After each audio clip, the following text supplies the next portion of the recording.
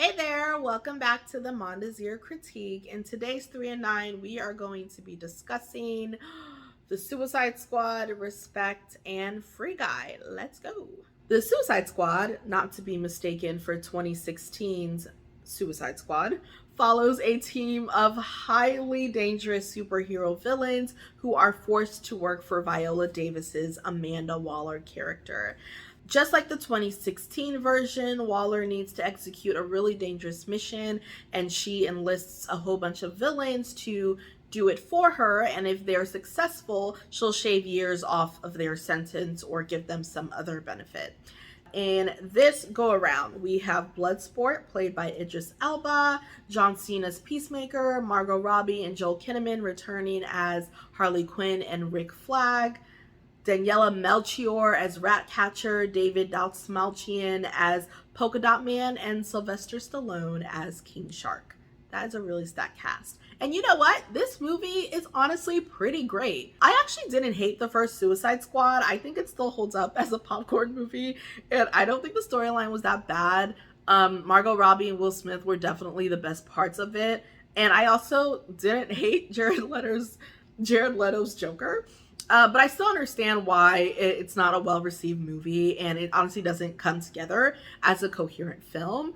But this movie is definitely a great do-over. The actors are sharper and funnier than the first, and there was definitely much more space for these characters to breathe and kind of have a full arc of their own, and that points to a really, really great script that wasn't there in the first movie. The pacing is really fluid, it runs together super well, it's well done, and if you feel shortchanged by the first movie and you care enough to see a remake, definitely go see this one. I think you'll really like what they did here to kind of say sorry and here we're trying again about the first film. Up next, we have Respect.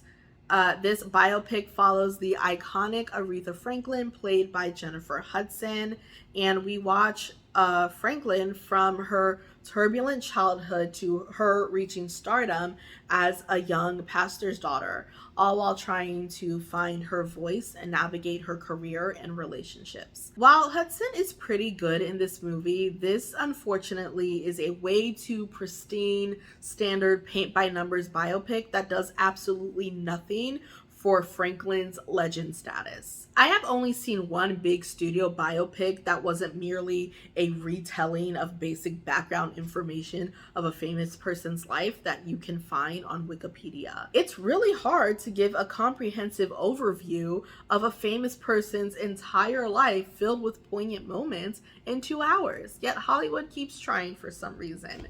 Aretha is like merely placed in various scenes in her life, and they just move on without taking a beat to let a scene or an incident breathe so you can understand how that shaped her as a person. Aretha is raped repeatedly as a child, and she has 2 children by the time she's 18 years old.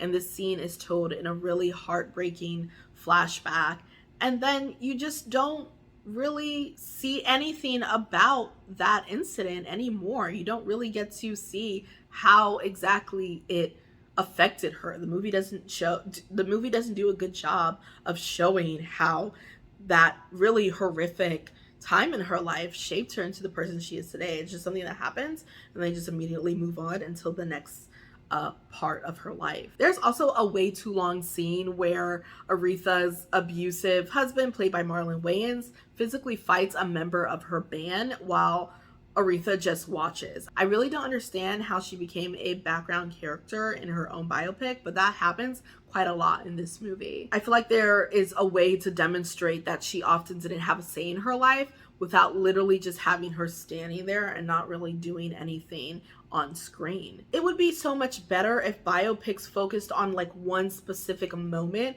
in a famous person's life that they revealed was super pivotal to them as a human being, and branch the movie out from there, kind of hitting on those themes that follow this iconic person throughout their famous life. Judy Garland's biopic Judy did this really well. It follows Judy through one really hard year in her life, and it kind of reaches back into her past to kind of show how different things that happened to her brought her to this broken place. It was really compelling. It was stunning. Renee was great, and she won an Oscar for it, which was super well deserved.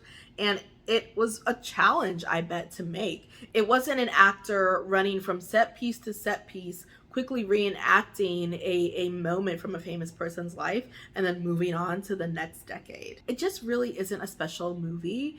And it deserved to be, because Aretha Franklin is special and Jennifer Hudson is special. Franklin's music is so iconic that it was actually really fun to see how some of her biggest hits came to be.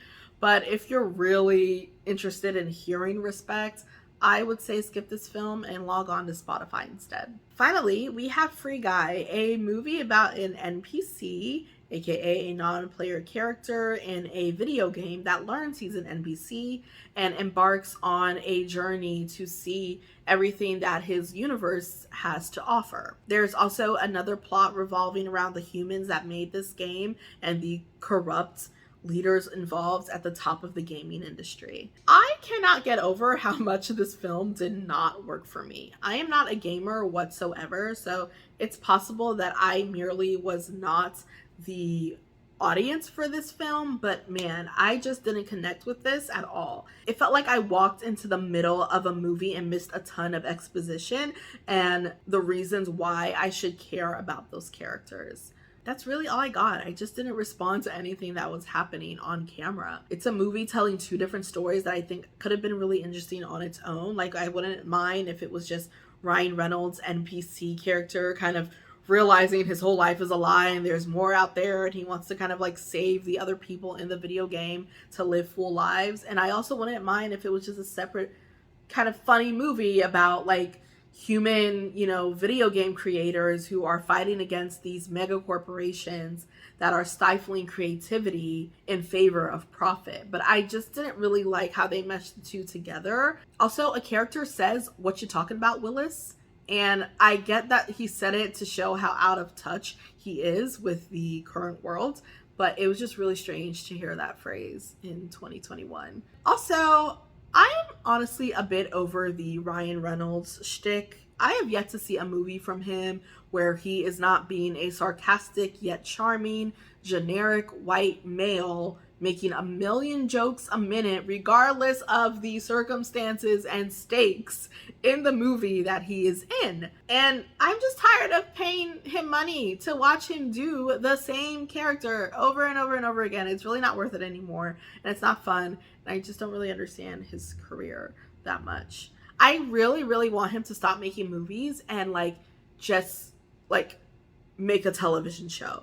Like, have him play that same character that he always plays over several seasons, and maybe that way there can be some growth and we can just kind of understand this character that he is clinging onto for dear life in every single film and project that he does. I will say though, I really, really like Channing Tatum. I haven't watched a movie of his since 2017, and I actually really, really miss him on screen. He's really funny here, and this movie just kind of reminded me how great he is in action roles. I don't know, I kind of miss him and I want him to act a little more. But yeah, this movie was really not great. I don't recommend this movie. I think maybe you'd get it a little more if you're a gamer, but even if you're a gamer, I don't think you should waste time watching it. I do not recommend this movie. Do not give Ryan Reynolds another penny to do the same thing over and over again. Don't do it. And that is the Mondesir critique. I'll see you guys later.